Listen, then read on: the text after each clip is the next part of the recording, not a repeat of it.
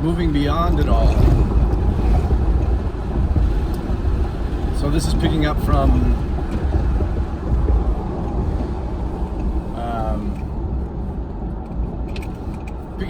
the space of like we've been studying knowledge for a while. Maybe we've been studying yoga for a while, or meditating, or whatever it is. And now if you're listening and you're like, I'm not doing any of that stuff, so this is irrelevant. It's still relevant no matter what, because we're all living life, and life is teaching us things, whether we're aware of that or not. As soon as we're born, we start to learn. We learn how to walk, we learn how to talk, we learn how to wipe our ass, blow our nose. We learn constantly, and every time something happens in our life, we learn more, and we grow and expand, and then we develop wisdom or experiential insight. So we're always learning, and we're always on the path to awakening to the truth. Again, whether we know it, whether we like to admit it, whether we care or not, it's happening. So it doesn't matter if you've been studying or practicing anything. What this is about here, this little dialogue that's happening, is about going beyond knowledge, about surpassing information and concept.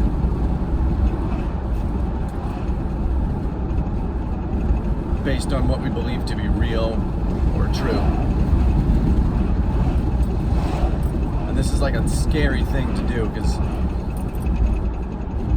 it leaves us in a space of not knowing, which is perfect, because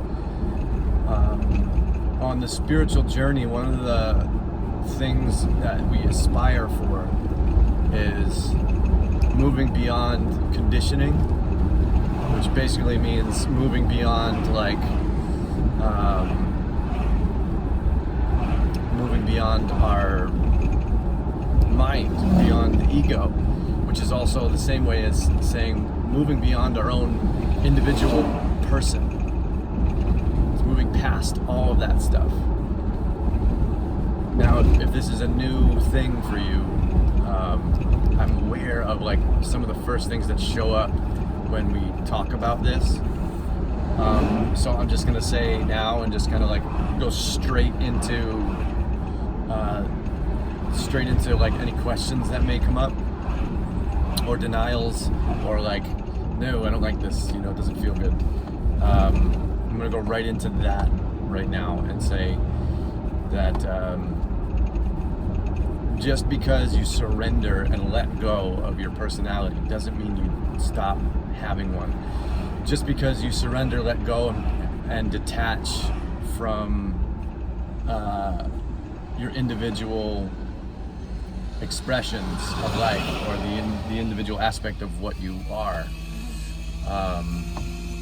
doesn't mean it disappears. Just because you detach from anything doesn't mean it disappears. It doesn't mean you don't care about these things. It doesn't mean you don't love anymore. It doesn't mean you don't feel anymore. So that's important to acknowledge that right away, because that's one of the first arguments that the mind jumps in to justify its position and justify you not letting go of those things and not detaching. But non-attachment is one of the vital aspects of awakening. And it's also one of the most vital aspects to peaceful human living, to living even joyful living. A requirement of that is non-attachment. So let's take a moment and just sit with non-attachment as a vital aspect of our happiness. You can think about it too in a situation where you're having a conversation with someone. Let's say the two of you, or three of you, or seven of you, whatever it is, start to disagree on whatever you're talking about. The moment we become attached to our individual position, perspective, belief, or idea, or concept, that's when we start to feel resistance. We start to feel extreme separation to the degree where we might want to kill someone. That's an extreme example, but this is to the scale that it could go. And it's important for all of us to really work on this in even small, tiny little aspects of our experiencing, of our communicating, of our interactions with other beings.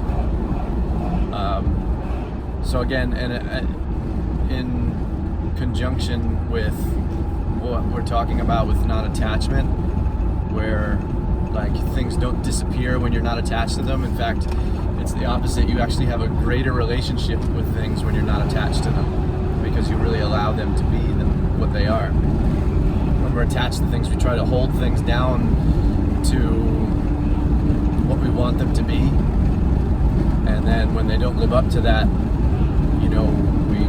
we push it away and say this is a bad thing or whatever it is. So in this scene where we're having a disagreement with some people or a person, just because we're not attached to our own position doesn't mean we don't debate. It doesn't mean we don't stand firmly by what is our individual reality. It doesn't mean, but what it does mean is we don't get emotional about it. It means we're clear-minded the whole time. It means we're open to even allowing ourselves to be wrong. It's open to another perspective. It's really listening, being able to listen to another, as opposed to just pushing our own belief on something else. This is something for all of us to work with in our life, everybody. And this is one of, I think, the most important parts about human interaction that can really use a good look on all of us internally as we have experiences with other humans, myself very much included with this. I've recently really become, it's really come into my awareness of how important this is to basic human happiness, but also on a grand scale of spiritual enlightenment. This quality is really, really vital to all of that, and really worth really diving into non-attachment, because there's so many beautiful outcomes to this. One of them is like humility. Another one, like I've been saying, is joy, just happiness. You can be happy in disagreement with someone else. When we have those feelings arise of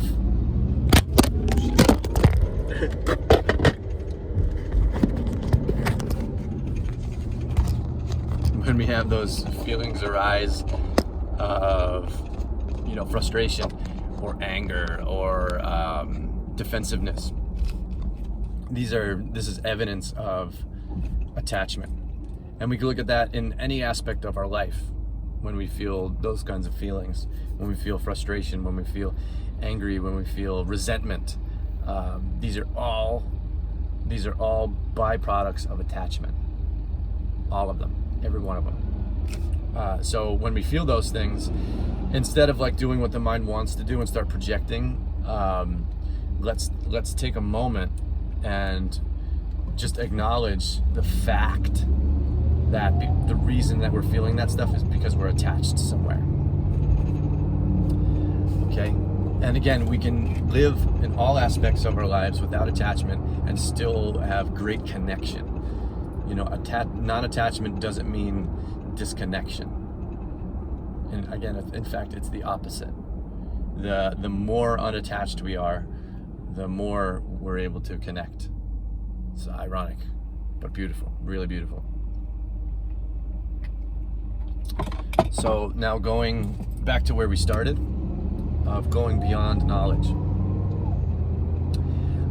This is all included with this whole conversation in when I experience knowledge and it resonates somewhere, you know, like if we read something or somebody says something and it resonates, so now we're like in agreeing. When we're connecting with something, again, whether it's a book, a scripture, or again, a conversation with someone who offers an idea or a concept or something like that. Because in the knowledge realm, the realm of knowledge, it's kind of in the mind knowledge, and then also it's in the field of concept and idea. It like everything kind of begins there for us in a way when we receive something. I'll talk about the way it projects outward in a minute, but so when this happens, when we receive something, it resonates, and we choose to accept it as, okay, I'm gonna roll with this for a while. I'm gonna carry this around for a while and explore it and allow it to kind of be a part of my life, you know, and see where it fits in life and confirm its reality. So now we're taking knowledge and putting it into experience and practice. This is one aspect of going beyond. So one thing we do is we explore it as knowledge and concept and idea. We explore it as that, to even collect it in the mental space. But it's important to know that the mind can justify anything. The mind is the best salesman, and it can justify anything, and it can create so many different dialogues and stories that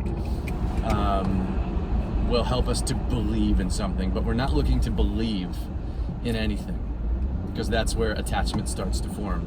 We can accept something and allow it to be part of our being, but a belief is a very strong, I feel, I'm just kind of defining the word, is a very strong grasp on something that we hold. And again, we can allow something to be a deep part of what we are, and you can use the word belief, but I'm choosing to use the word belief as connected with attachment here. You don't have to use it that way. That's just the way that I'm using the word. So just to be clear on that. But we could carry truth, even if it's individual truth, even if we're not 100% aware whether it's a universal truth or not. If it's true to us, we can carry it. But it's really important to carry it without an attachment, to allow ourselves to have an openness to how, when we live and perceive, for things to shift within us and expand and evolve and become greater expressions, to help us move closer towards a universal truth.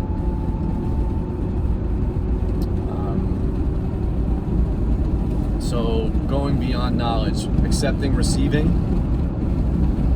and then exploring it in the mind and seeing where it resonates within the mind, because the mind realm exists in conditioning. It exists with conditions that it's received through experience, through childhood, all that kind of stuff.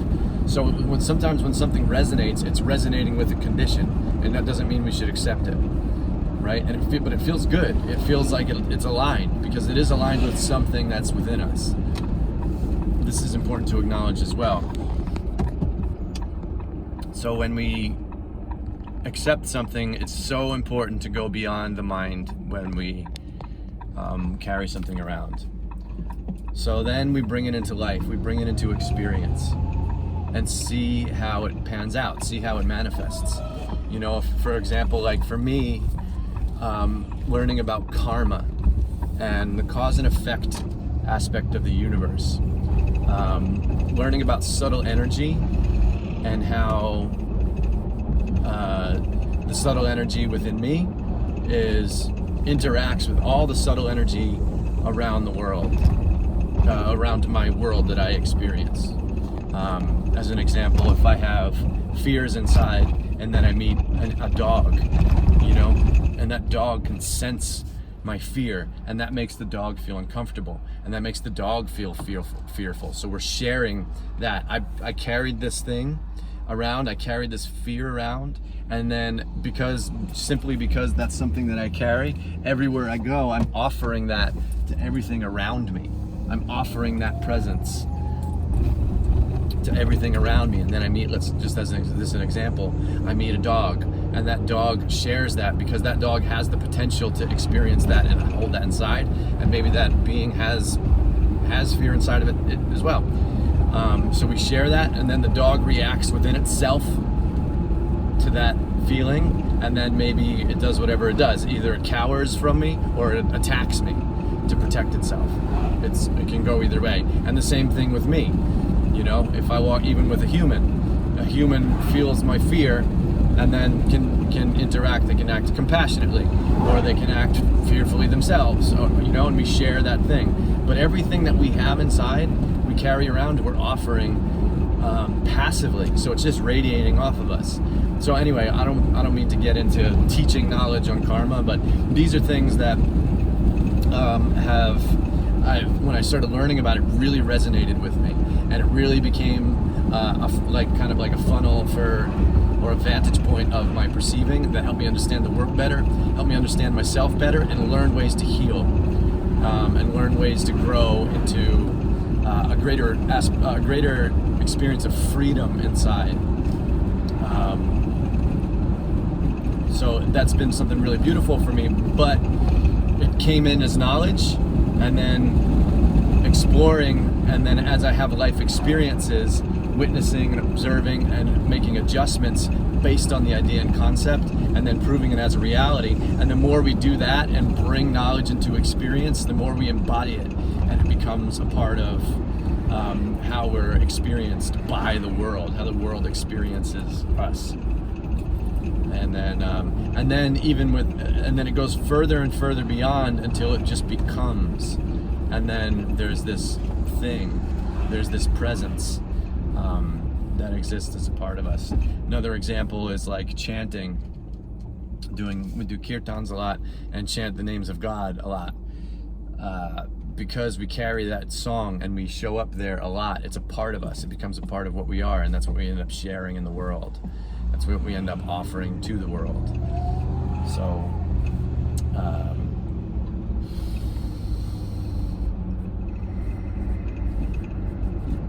I guess what this ends up kind of like transforming into is what begins as knowledge, when it goes beyond knowledge, becomes embodiment.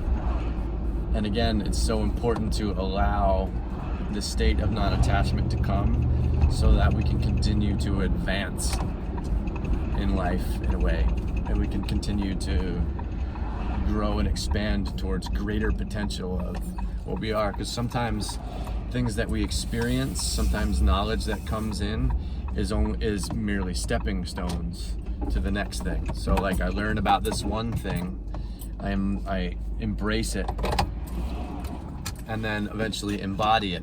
But then there comes a time where that has served its purpose in my life, and you know, it's like the skin on a snake.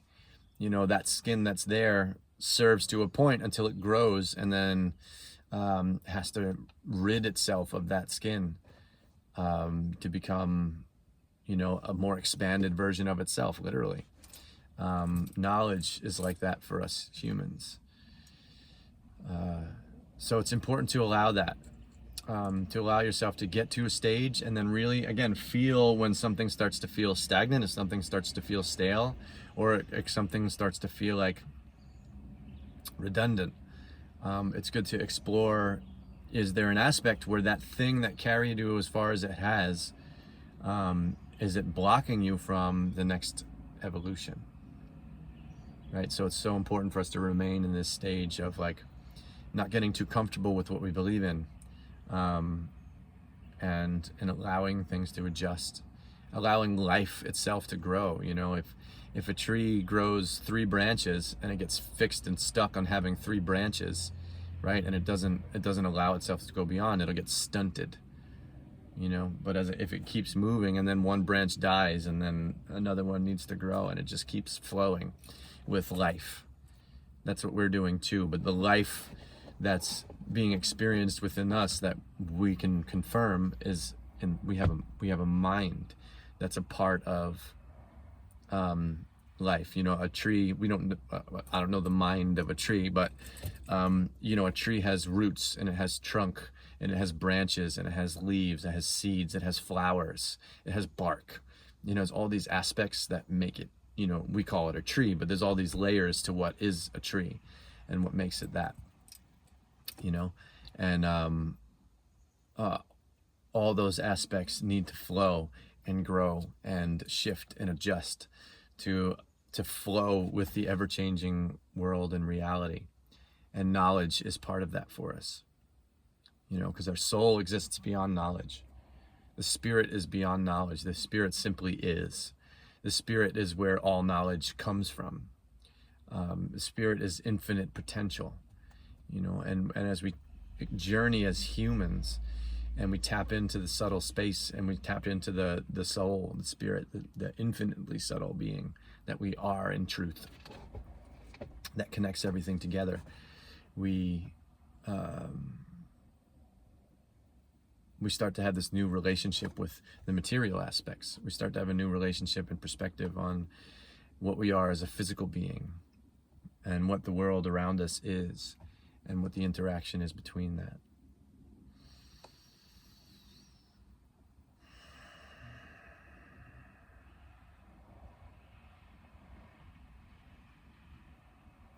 So this is another thing that's going to come in as knowledge. You know, there's something to witness as when dialogue comes through from another human, when we're offered knowledge, even from a book. There's an essence. When we read the Bhagavad Gita, there's more than words there. There's more than words to the Bhagavad Gita. There's an essence to it that's ancient, that's infinite. You know, when you read the book, God is the book too. It's not just a physical thing that's printed and is ink and paper and, you know, whatever all that stuff comes from. The knowledge that has been brought into manifest reality as a book. There's a layer to it that's subtle, subtler than the book itself, but exists. It's like that material thing has a soul. The book has a soul to it. That soul is very pure. So when we receive knowledge, it's important to acknowledge the spirit beyond how the knowledge is being transferred. Right? The transmission of a book is, think about it, is you have this physical thing, we have a physical thing that observes it, and that enters into the mind space. The mind space of knowledge can then permeate into all the layers of our being that can help us create a channel to re-experience, recalibrate our perceiving from the space of spirit. And because something like the Bhagavad Gita has such a pure spirit to it, it's something that can really steer us towards the pure spirit within ourselves. So this talk here, we can say, going beyond knowledge within ourselves. And here we ended up at the Bhagavad Gita. You know, I'm not surprised. The Bhagavad Gita is, you know, for me, is like the source of knowledge, the most consistent and direct source of, like I was just talking about, direction towards my own spirit, to experience life as the soul, as the spirit. It's like the most direct channel that I've witnessed, that's driven me there. That's consistent in my life. So maybe there's an encouragement here to read the Bhagavad Gita. So I hope this conversation finds you. I hope you can experience life as your true self, because it's really so beautiful. And all the things that happen within life, you know, there's all the human qualities and experiences of life that can really distract us from the subtle, from the spirit, from the bliss that's available all the time. And I hope you experience that today, now. And I hope this talk helps you find your center, your true being. Helps you open up to your true and your deepest potential. Thanks for listening. Namaste.